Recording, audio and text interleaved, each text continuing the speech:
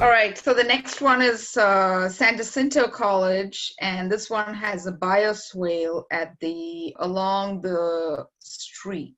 I'm not Right, sure and if that is a retention area in the back, and it was really ugly. It was just really weeded. It didn't have any sense of design, and they wanted to put a deck out in the back overlooking that pond area. But it would, different times of the year, it would be higher and lower. But in that area, we really did have a bioswale that functioned to drain most of that area to a stormwater sewer. We used the bioswale and the rain gardens in there in the bottom of the detention area to filter the pollutants that was coming from the entire site.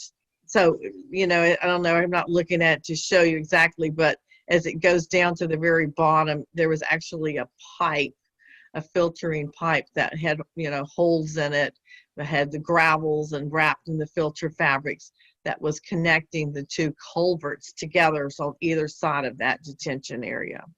So typically when you work on a rain garden, does the civil engineer come back and recalculate the flow rates? Because Yes. I don't think they take into account the amount that the rain garden reduces the flow rate, because sometimes they design the system first and then they have you do the rain garden, but they don't incorporate that into the calculations. Right. Well, actually I would do the area, we work back and forth. So I would allocate the area, and then depending on how deep it would be, our cross sections would be determined by the civil engineer on how much water it needed to hold or it needed to convey. So it was a combination of a pipe, the size of the pipe, the width of the bioswale, the depth of the bioswale, and it had to do with the area that it was draining into. So it was all a calculation that we went back and forth designing until we got the right formula. And the main reason is that they could really reduce the cost of their stormwater systems by using the bioswales in combination with their drain systems. So it saved a lot of money that way. And then Herod Elementary, I worked on the rain garden. So this one has 3 rain gardens. There's one around the deck in the back, behind the building. Yeah, then there's 2 along the parking lot, and the parking lot has a tank. I remember one of the parking lots had a tank below it where the rainwater collected, right? And this was a LEED project, so all the water that collected was going to be reused for irrigation. So that was one of the requirements. Yeah, so because of the LEED certification, if the water is reused for irrigation, you get certain number of points. I don't remember, I think it's like 3 points or something. It depends on how much of the water for irrigation. Is it like 60% or 100% reused water? I think the rain gardens at the back, they were more like demonstration gardens. So you had... They were more the classroom. It was classroom. Most of these were for classroom, but the front was for conveyance of the large parking lot in the front. So it was really used to absorb all that water and then use that for the irrigation. But also, I wanted to say, Rahina, that what is really very important to do in these parking lots is to have these curb cuts. And as you can see, I have those cuts in certain places where the gravel is coming in. So it's conveyed into the bioswales. And a lot of times if there's not a type of border coming from there, it will wash that, the actual planting bed out into that bioswale, and you have to, continuously redefine that bioswale. So borders are really important when you're talking about bioswales, but directing water, but you have to make sure that you put them in the right place. All right, so here's Joanne's information. If you have any questions, she can be reached by phone or by email.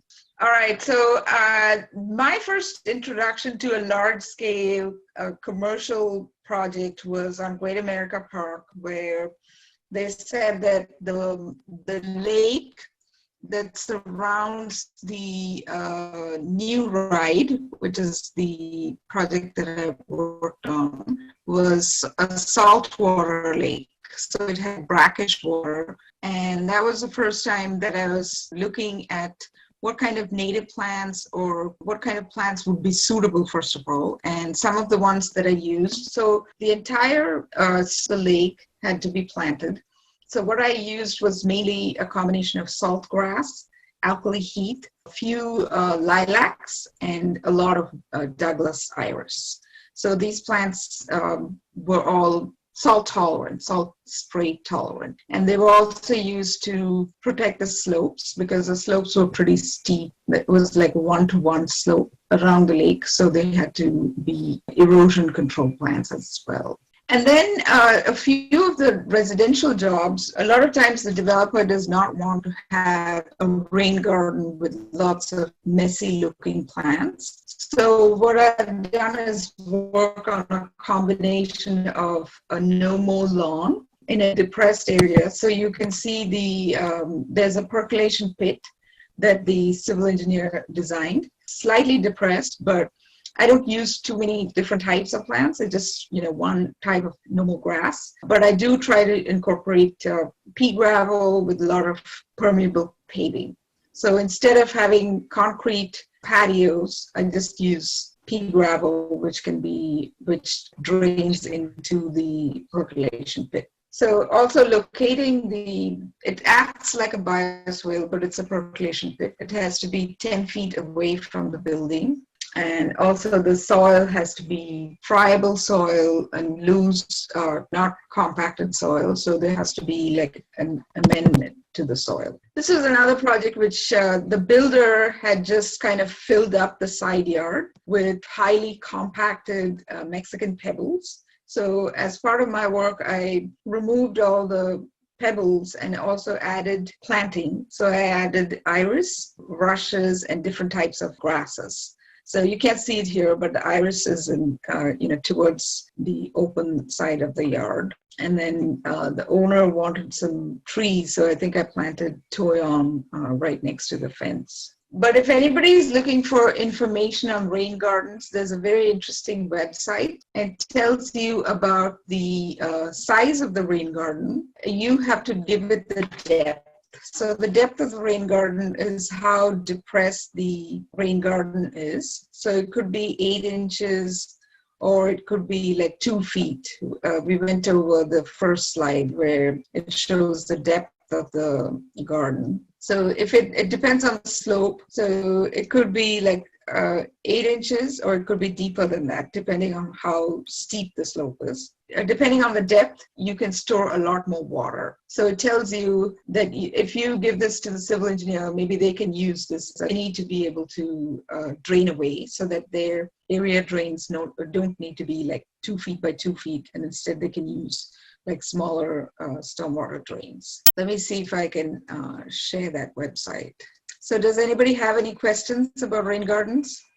Okay, this is the website I was talking about. So it has very nice information on what type of plants, planting a rain garden. They have the type of soil, planting tips, and also it has the calculator. So they have these interesting plant lists. So you can see the plant list. There's Arctostaphylos is one of them. There's actually some plants that I would never think about using, as some like hydrangeas, lilacs, cotoneaster, which I thought was drought tolerant, but you can use them in rain gardens. And these are all salt spray tolerant plants. And then they have plants by sunny and shady rain gardens. So shady rain gardens can use hackberries. I don't think these are native, but the cornice could be silky dogwood. And also you can check your performance, connections, garden design, performance. So has anybody incorporated rain gardens in their work, in their design? I have. This is Kathy Hansen. Kathy Brenner. I So was what did you, shocked how much water oh, it okay, took. okay. It was What did you, wonderful. what were your, Absolutely like, amazing. The very first one I did was in the front of a residence, and we did it. And in 2 weeks, we had the biggest rainstorm we had had in a very, very long time. It was a couple of years ago. And so I texted the client, and I was terrified he was going to tell me that his whole front yard was flooded because I didn't think that it had enough time. I had done the, I forget the name of the other organization that really pushes rain gardens, but they stress the health of the soil so that it's spongy. But we have really hard clay here. So I had put the compost in, I had put the mulch in, and I dug it all up, and I had planted it, and I wanted it to have a little while to get some biology going, and it didn't. We just had this flood of rain. And so I was sure that it would have made a big mess. And he said he kept looking out, and this was taking all the rain off of the roof. And he said he kept looking out, waiting to see a swimming pool, and he never even saw any water come up over the mulch. So, I mean, it just worked great and continues to work great. So that was super exciting. And I didn't use any gravel or any rock. It was just a big sponge. Okay. So that was really, I felt like I had done a good deed there, because I'm pretty sure I put a lot of water back into and I've done several others.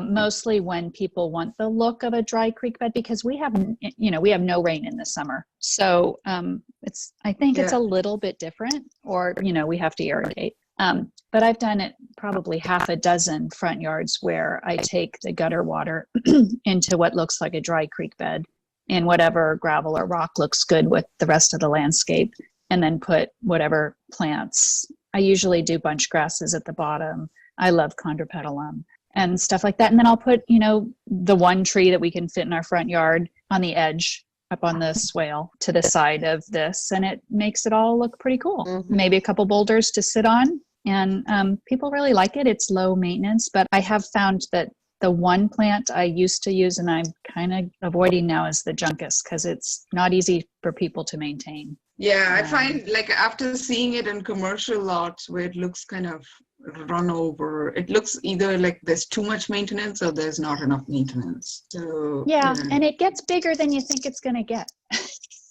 It sort of becomes a beast. Yeah. This website, the Rain Garden Alliance, they have very interesting tips on how to locate the garden. It has to be a certain distance away from the house, and that's pretty important, because sometimes I see builders, they're so interested in maximizing the house size. They have like these kind of low-lying areas right next to the house, and it would be a problem for the foundation. You can tell right away that it's not good for the lowest point of the house to be like right next to the foundation of the house. Yeah, I just ran into that last year. So I just bermed that side. I bermed that side of the area. Yeah. So that there's a berm between the house and the rain garden. Mm-hmm. There's also tips on the soil type. I didn't realize the soil type is so important. They say like 40% sand so that it drains. It drains well. But we can't do that here because we will make concrete. Hey, I have a question, Rahina. Is it raingardenalliance.org or .com? .org, okay. Yeah, .org. And then somebody else sent a link. Somebody sent a link on the Bay Area rain garden design. Yeah, hi. There's a designer up north of San Francisco. I think she's coming out of Marin, April Uncaffer, and she has a book with another co-author, Creating Rain Gardens, and it's got a lot of very technical discussions